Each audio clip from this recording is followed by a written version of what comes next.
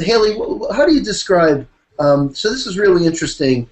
The you're shutting down the ability of these street healers to make fantastic claims about their abilities.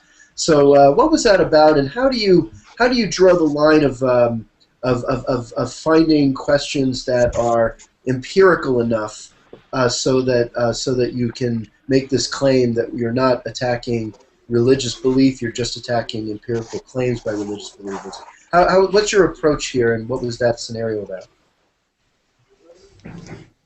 Well, the group was called Healing on the Streets, and they were praying for people on the streets.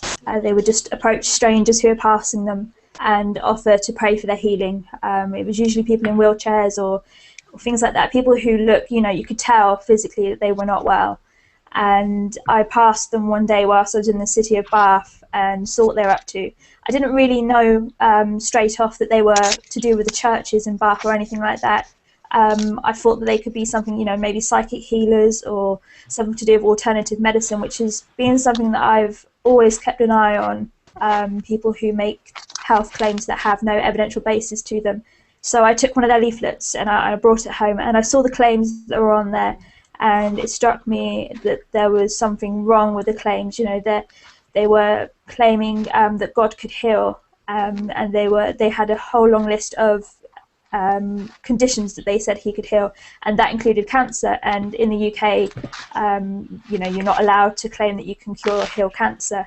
So I went to the Advertising Standards Authority in the UK and made a complaint. And the ruling didn't shut them down. They still operate.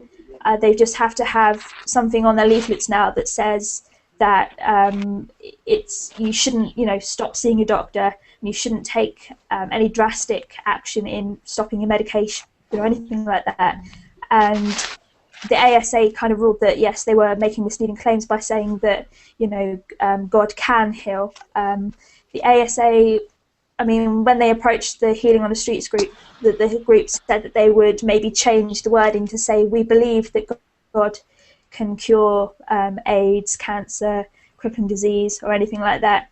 But the ASA weren't happy with that. They felt that could still be misleading to potentially vulnerable people. And so that's how that ruling came about. So it was, the original complaint was nothing to do with the fact that they were Christians, because I didn't know that straight away. And in the past, I've made similar complaints about a whole range of people. So homeopaths, psychics, chiropractors, all different kinds of people, and it had nothing to do with their religions. So in this case, I was making the complaint based on what they were claiming they could cure with no evidence to back that up. But obviously, when the ruling was official, it was kind of twisted into this whole drama around their religion being attacked, and them not being allowed to express their beliefs and share their belief with other people, which I knew would happen.